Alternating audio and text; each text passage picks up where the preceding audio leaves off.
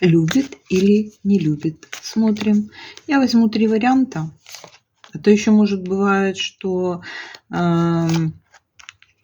еще в раздумии. Давайте смотрим. Загадывайте личность, и я открываю все карты. Загадали? Ну, естественно, под эту личность карту, свой вариант. И мы смотрим.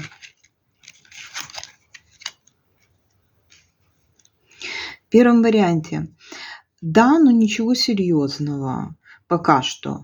Во втором варианте большое желание. Есть большое желание, еще так можно сказать, им управляет желание. Пока что только на уровне желаний. Исполнить желаемое. И третий вариант – да.